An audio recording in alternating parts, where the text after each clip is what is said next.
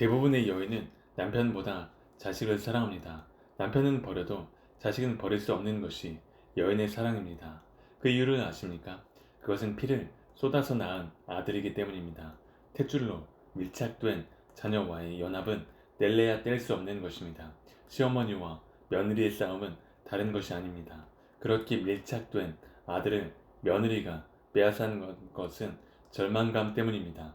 며느리는 그 시어머니의 절망감을 이해해 주어야 합니다. 그리고 시어머니는 그 절망감을 아들의 참된 사랑을 위해 포기할 줄 아는 사랑으로 승화시켜야 합니다.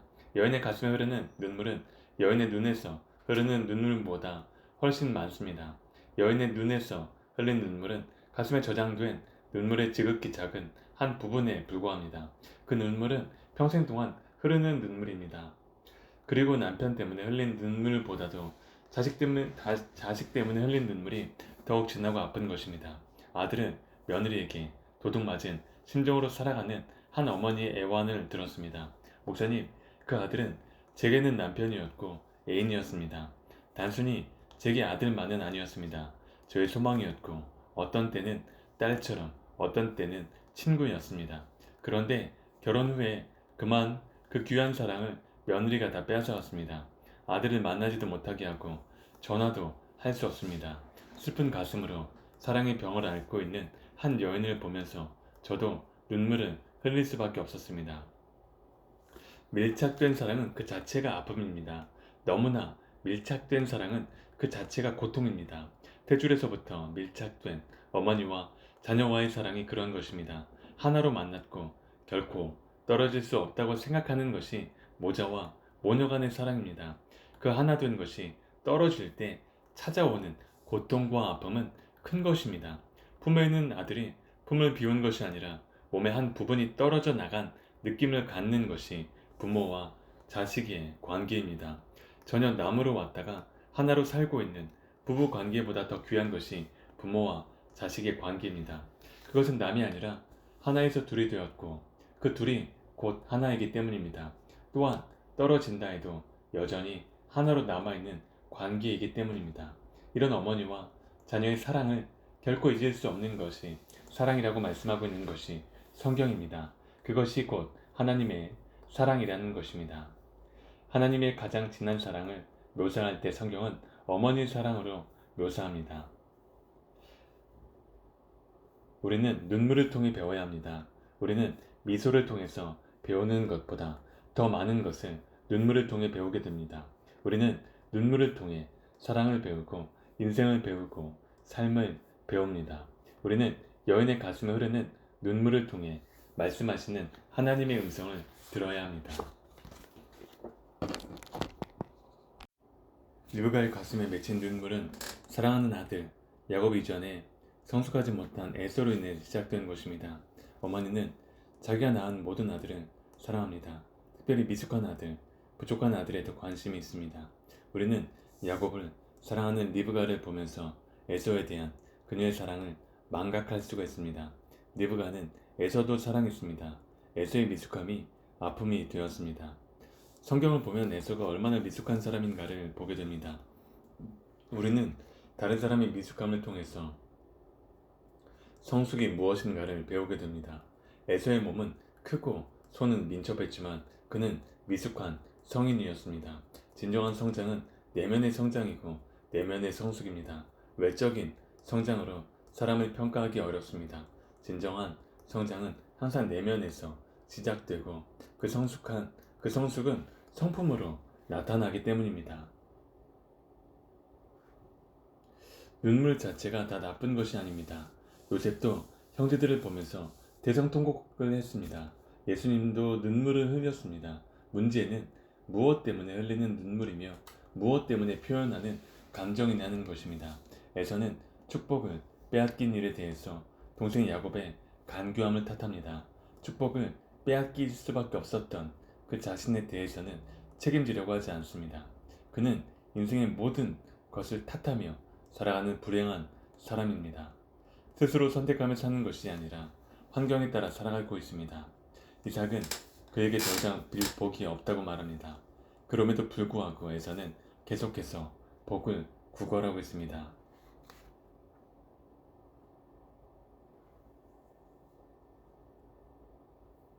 우리는 에서가 품고 있는 것들을 경계하고 회개해야 합니다. 우리는 우리 안에도 에서가 있다는 사실을 망각해서는 안 됩니다. 이것을 극복하는 길이 있습니다.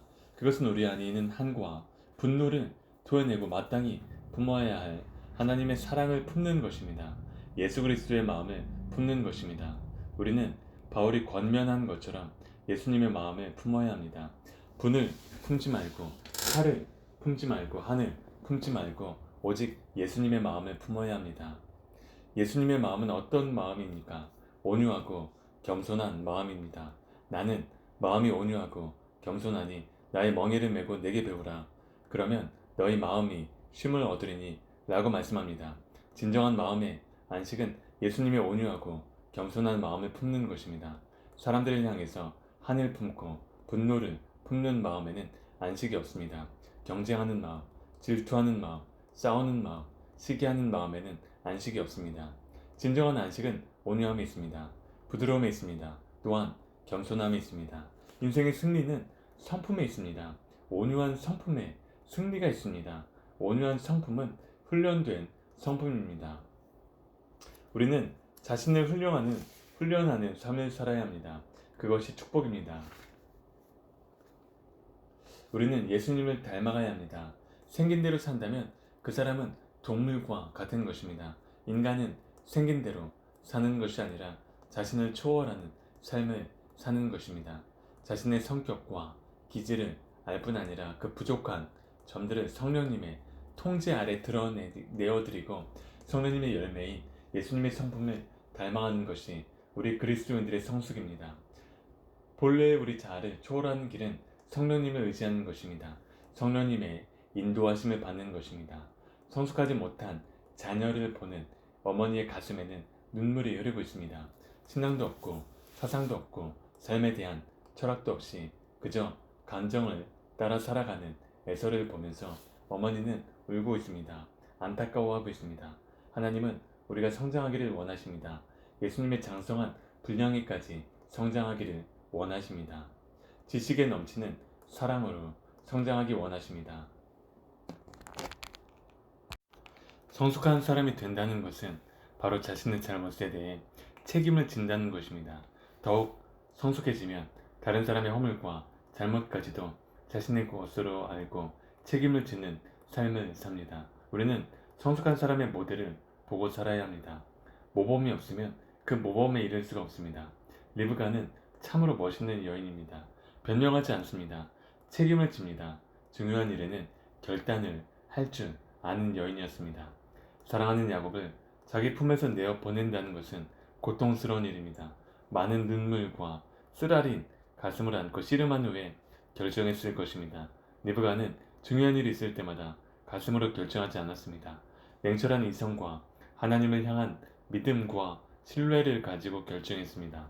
자기 아들 야곱을 내어 보낸다는 것은 따뜻한 감정만으로는 결코 결단할 수 없는 일입니다. 그것은 희생입니다. 그것은 아픔이요 고통입니다. 그녀의 남은 생애에 허전한 가슴을 안고 살아야 하는 결단을 내려야 했습니다. 그러나 리브가는 하나님을 바라보았습니다.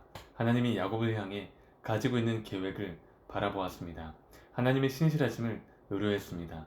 장소와 시간을 초월한 하나님의 임재를 믿었습니다. 이 결단이 야곱을 위대하게 만들었던 것입니다.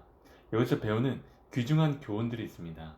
리브가는 아들 야곱을 위해 철저하게 희생합니다. 이삭에게 축복을 받게 할 때도 야곱이 저주를 받을 것이다면 자기가 받겠다고 결정합니다. 자신을 저주의 대상으로 삼을 만큼 희생한 어머니의 사랑 속에서 야곱은 위대한 이스라엘의 조상으로 만들어졌습니다. 가장 사랑하는 아들을 자기 오라비 집으로 보내는 희생을 감수하면서까지 리브가는 아들 야곱을 사랑합니다. 여인의 가슴에 품은 아들을 내어 보내는 희생만큼 큰 희생은 없을 것입니다. 어머니 희생은 자녀를 위대하게 만드는 걸음입니다. 위대한 자녀들은 어머니의 고귀한 손길에 의해서 만들어졌습니다.